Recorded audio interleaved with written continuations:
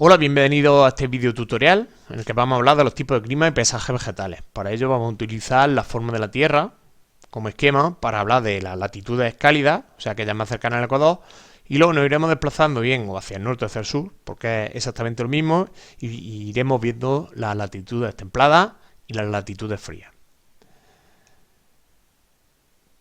Tipos de clima y paisajes vegetales. Empezamos por latitudes cálidas y empezamos por el clima ecuatorial. Es un clima con una temperatura media de 25 grados, una precipitación de más de 2000 milímetros y una amplitud térmica de menos de 3 grados.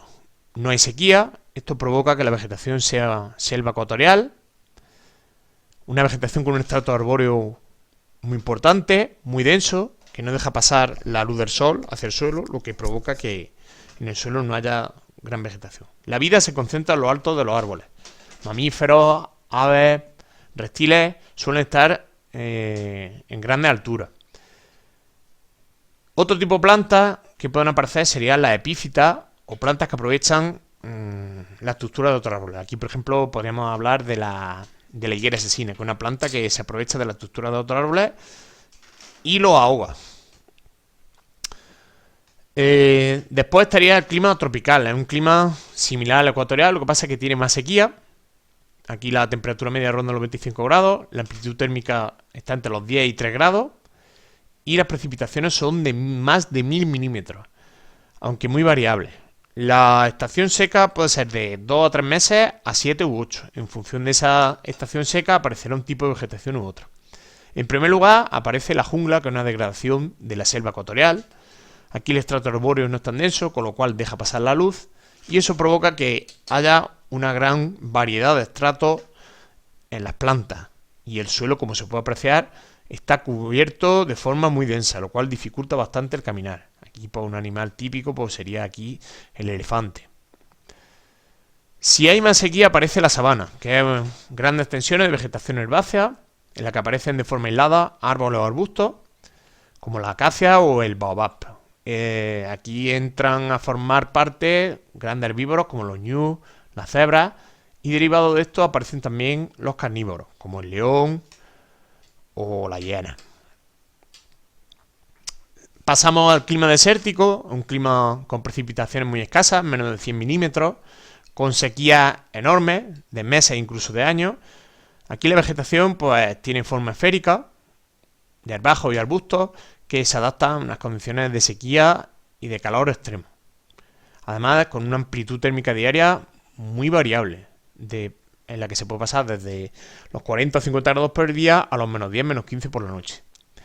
En las latitudes templado-cálidas, pues aparece en primer lugar el clima mediterráneo. El clima mediterráneo es un clima con una temperatura media de 18 grados y una precipitación que oscila entre los 300 y 800 milímetros, con una característica sequía en verano que hace que su vegetación, el bosque mediterráneo, pues esté formado por árboles adaptados a esa sequía. Copas globulares que proyectan sombra, corteza gruesa, hojas pequeñas, duras, con sustancias que le protegen de la pérdida de agua y con raíces profundas. Destacaría, pues, por ejemplo, la encina.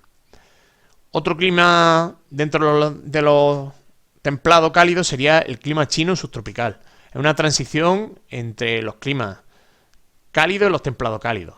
Las precipitaciones son de más de 800 milímetros, pero habría que destacar que aquí la sequía se produce en invierno, coincidiendo el máximo de precipitaciones en verano.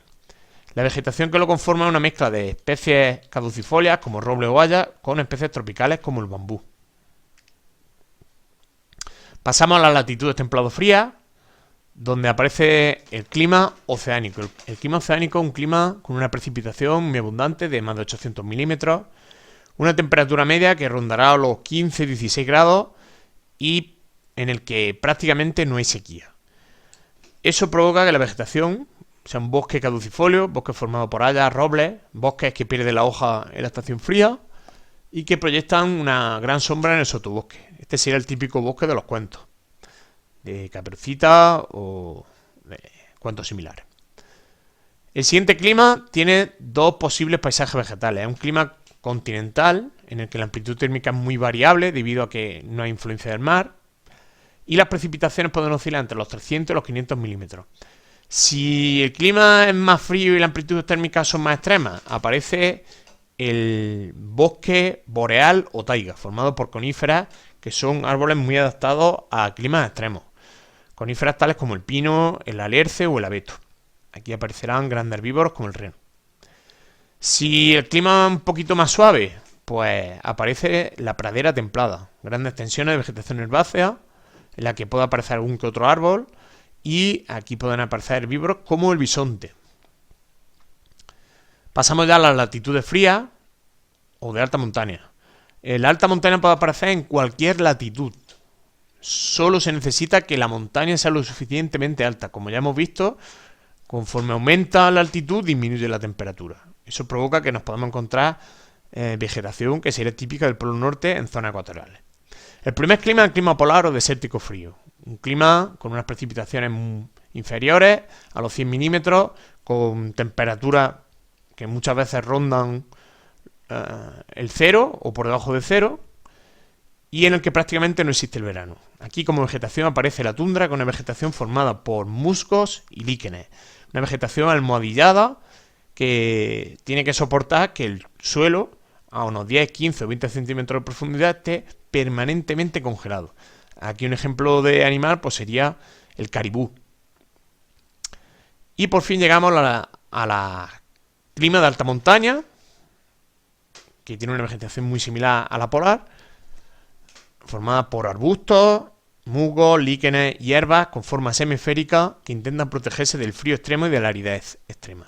Y con esto terminamos el video tutorial de los climas y los paisajes vegetales.